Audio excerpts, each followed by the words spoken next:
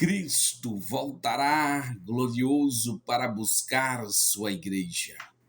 14 de fevereiro de 2026, quem vos fala é o pastor Valdir dos Anjos, a paz do Senhor Jesus Cristo. Desejo que te vá tudo bem. O tema da lição esta semana, a obra do Filho. Portanto, é com muita alegria, com muito sentimento de gratidão, com sentimento imenso de gratidão ao nosso Deus pela oportunidade de estar ministrando a palavra, de estar levando este estudo a muitas pessoas. Mas eu sozinho não posso alcançar tanto como com você me ajudando. Deixa aí o seu like, se inscreve em nossos canais Pastor Valdir dos Anjos. Deixa Deus te usar em nome do Senhor Jesus Cristo. Ouve esta palavra, alimenta a sua alma, fortalece o teu espírito. Deus te abençoe. Não seja apenas abençoado, curado, tratado, alimentado, fortalecido por Deus, liberto, encontrado, habitado pelo Senhor, mas seja também um canal de bênção na vida de alguém.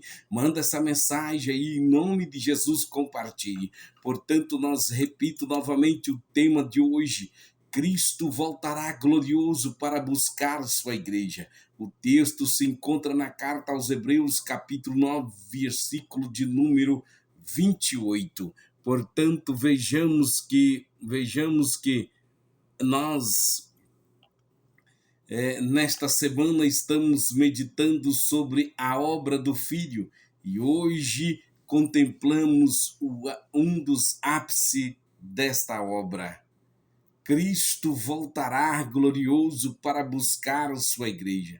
O escritor aos Hebreus declara: assim também Cristo, oferecendo-se uma vez para levar os pecados de muitos, aparecerá a segunda vez sem pecado aos que esperam para a salvação.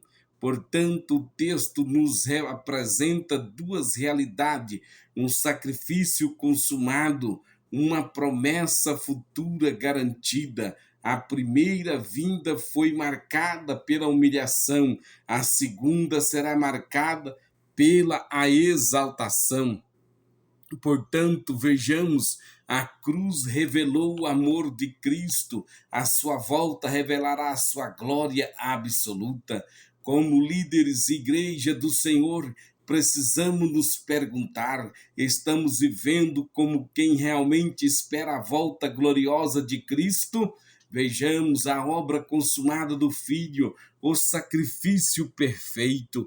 Hebreus 9, 28 afirma que Cristo, oferecendo-se uma vez, levou os pecados de muito. Aqui encontramos a base da nossa esperança escatológica.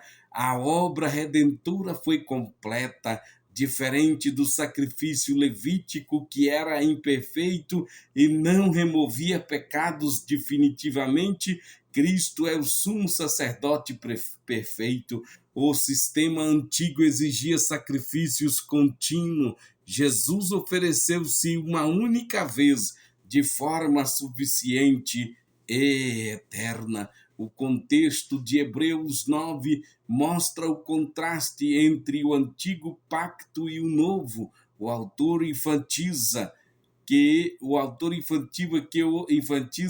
sacrifício de Cristo foi vicário, substitutivo.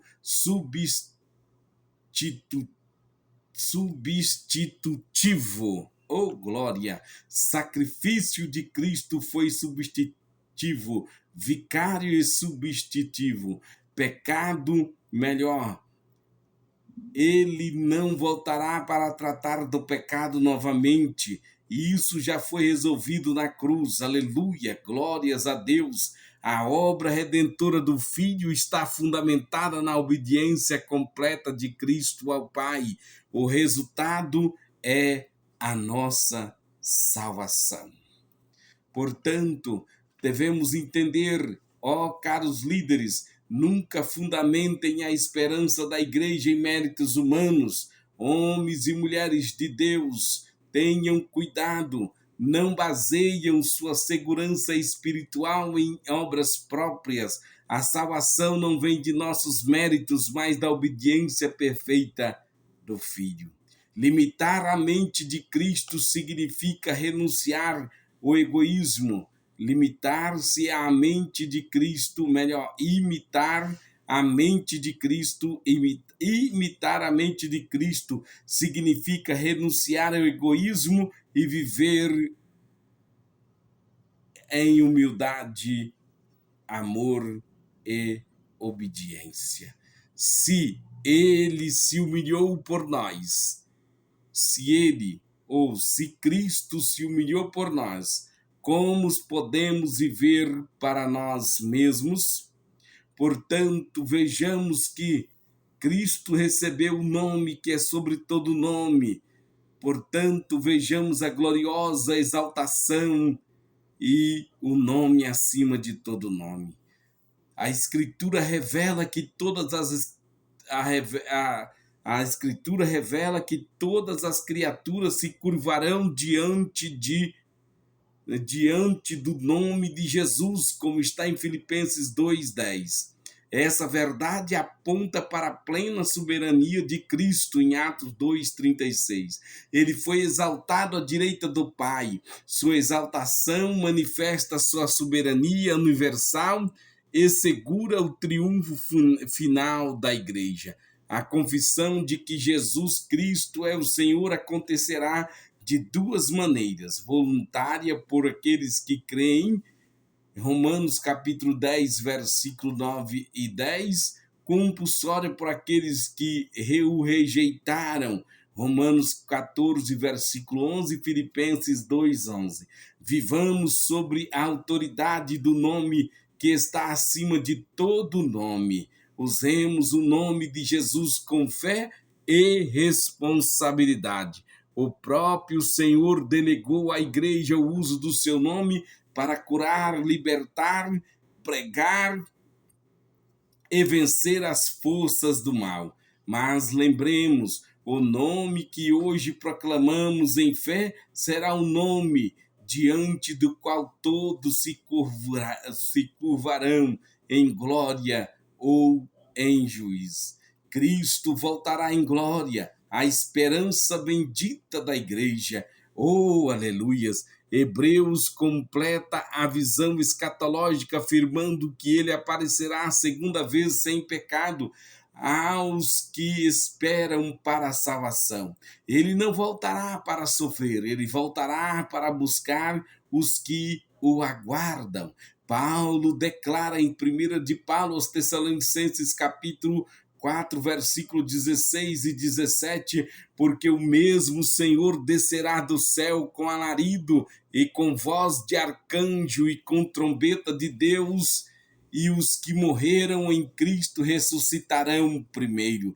Depois nós, os que ficarmos vivos, seremos arrebatados juntamente com eles nas nuvens a encontrar o Senhor nos ares. Assim estaremos para sempre com o Senhor. Aleluia! O mesmo Senhor, o Cristo histórico ressurreto, exaltado, descerá do céu. É uma volta literal, com alarido, trombeta de Deus, e pública e gloriosa. Estaremos sempre com o Senhor, é eterna. Cremos na volta literal, visível, iminente de Jesus. Essa promessa não é apenas doutrina, é consolo, despertamento e exortação. Ele voltará em glória. Nós vimos que ele voltará em glória para o juízo, mas voltará também num abrir e fechar de olhos para poder buscar a sua igreja. O tempo nos é escasso, às vezes fica faltando alguma coisa dentro da escatologia, mas entenda, nós cremos que Jesus Cristo voltará a segunda vez dividido em duas vezes, em parte A e parte B. A primeira será a primeira fase será que ele voltará invisível, ele não descerá nos céus, mas ele virá nos ares encontrar a sua igreja que será arrebatada, e então voltaremos, então iremos com ele, estaremos com ele na Jerusalém, e aí então ele virá, e ele virá em glória com seus santos e anjos para poder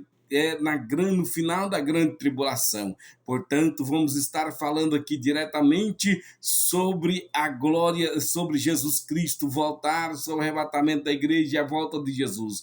Mas o estudo está nos pedindo esta linha de pensamento, então vamos continuar. Sua glória será reconhecida por todos para a salvação ou para a condenação. Na carta aos Romanos, Paulo apresenta a justiça de Deus revelada no Evangelho. Ele mostra que todos pecaram, mas que somos justificados gratuitamente pela graça, mediante a redenção que há em Cristo Jesus. A obra do Filho, como Romanos nos ensina que fomos justificados pela fé. Romanos 5:1, temos acesso à graça, vivemos na esperança da glória de Deus.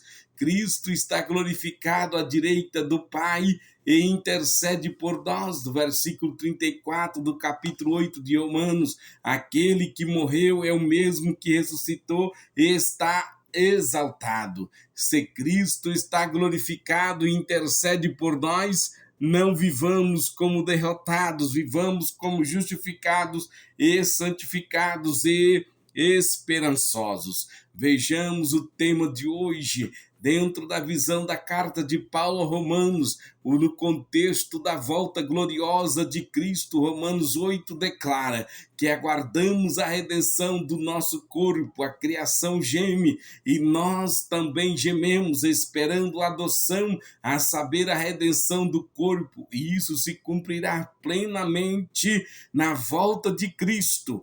Paulo também afirma que todo joelho se dobrará e toda língua confessará. Romanos 14:11. A soberania universal de Cristo culminará no reconhecimento absoluto do seu senhorio.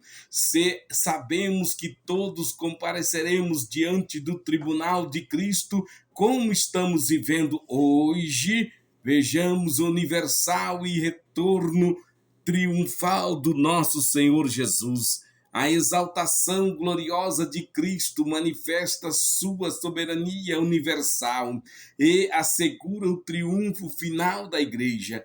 Ele voltará triunfante para buscar a sua igreja, reinar eternamente e reinar eternamente. Quem vive à luz da volta de Cristo não negocia a santidade, não abandona a fé, não se curva ao sistema deste mundo. Já estamos concluindo, portanto, nós como líderes, pastores e obreiros, igreja do Senhor, a trajetória de Cristo da humilhação à exaltação ensina que ele se humilhou para nos salvar. Ofereceu-se em sacrifício vicário para nos redimir. Foi exaltado para governar eternamente.